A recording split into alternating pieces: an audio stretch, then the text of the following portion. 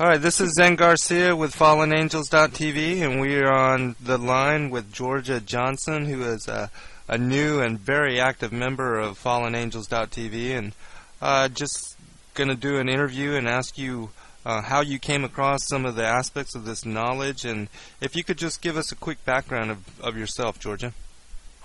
Well, let's see. I'm a mother of three, and I was raised Catholic like the first 10 years of my life. Then I switched over to Baptist, and I stayed Baptist all the way through college.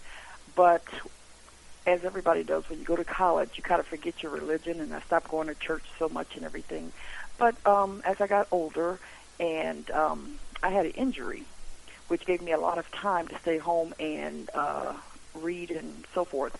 And I just happened to turn on Shepherd's Chapel, which is it's a ministry by Pastor Arnold Murray, and he reads the Bible chapter by chapter, verse by verse.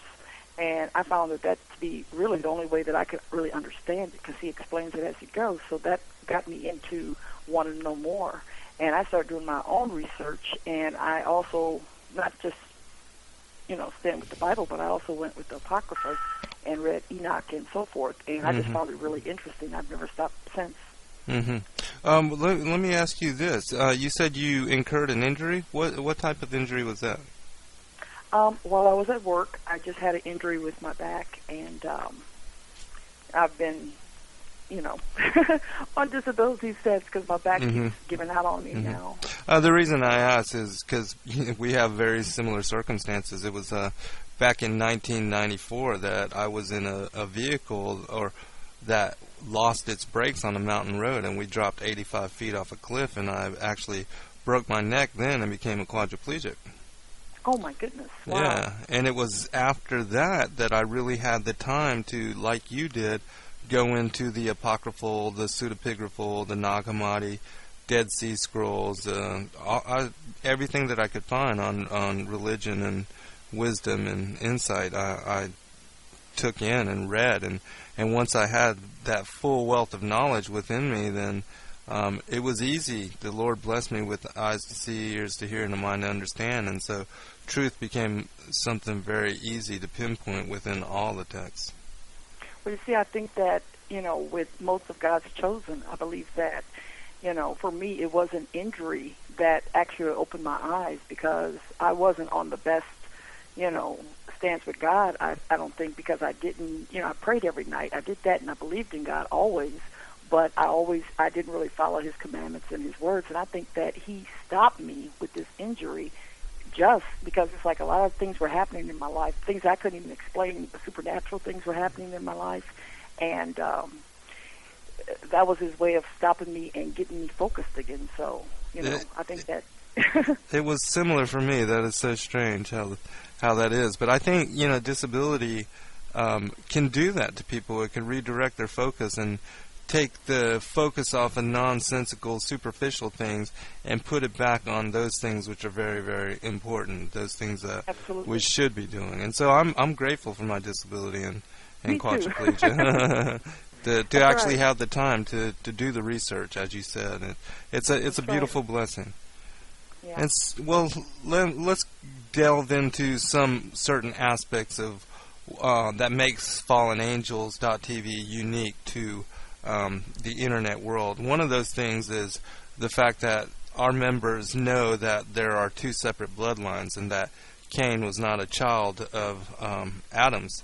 How did you first come to understanding that? Well, like I said, I was listening to Shepherd's Chapel, and he mentioned that, and I had never heard. I always heard, the story with the apple and whatever. And as growing up, I never was. I was told that you don't need to read the Book of Revelations. So when he made that comment, it's kind of like struck a chord. I was like, wait a minute, what is he talking about? So I continued to listen. He presented his evidence. I did my research, and only because if we go by the Bible, we have to realize that those words were written, and some of the words mean certain things, and the Bible puts it in that way. Whoever wrote the Bible put it that way, but, that word can have more than one meaning. Right. And if you don't put the right meaning in there, you're not going to figure out what's going on. So I had to go ahead and do my research, find out what those words mean. Then when I went back to, I think it's the fourth, fifth chapter of Genesis, or maybe the seventh, I don't know. I was looking at the lineage, and then I thought, you know what?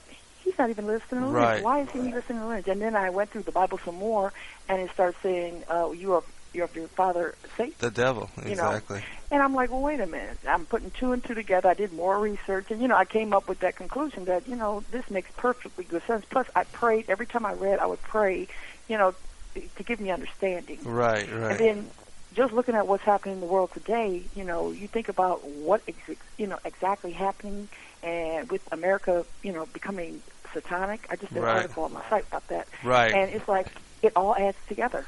Absolutely. It's perfectly clear. In fact, I was I have some shows done by Pam Schufert where she's being interviewed by Daniel Ott, and I was actually going to upload those shows because she is such a powerful voice as far as making people aware of the agenda of the New World Order, the one world government, and all the prison trains, and the martial law, the internment camps, and all these things that are unfolding right here before us, and it just veiled. It's just hidden underneath the veil, but it's all right there happening, unfolding before us, and so we have to make everybody aware of what's going on so that people can prepare themselves for the things that are coming. Right. Well, I just, I think I put it on there yesterday or the day before because I spent all night, about 2-3 nights ago, reading her articles, and I posted on my site, Satanism in America. And, you know they're doing it, but you really don't know to what extent. Right. And then I started thinking about, I remember when I used to see the kids on the milk cartons, and, and then I listened to David Icke. I don't believe in everything he says, but he has a lot of good points. Right, absolutely. And it's like, where are all these people going? People keep coming up missing, but where are they going? Right, they never find the bodies. Right. And it just all adds together.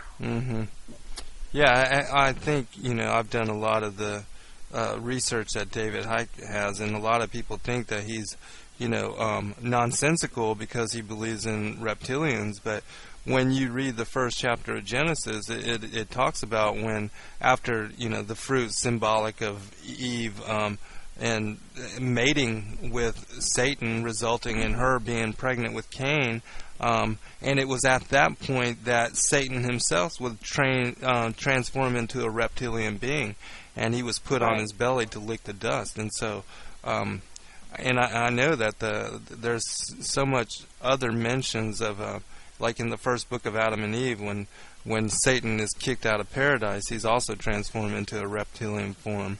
Right. And so I think, with the way that we have the King James Version of the Bible, before that it was the Geneva Bible, and before that it was the Aramaic Peshuti Bible, and so the translations have been changed and altered, and like you said with the terminology, if a word is mistranslated, then the meaning can be lost, and the understanding of those passages can also be lost. And so that's why, for myself, I think it's important to go back and to read the older texts in the original languages, because even Genesis 4:1, if you go back to the text that was around during Christ's time, it says specifically that Cain was a son of the angel of death. And then it was altered, Genesis 4:1 was altered in the consecutive translations after that.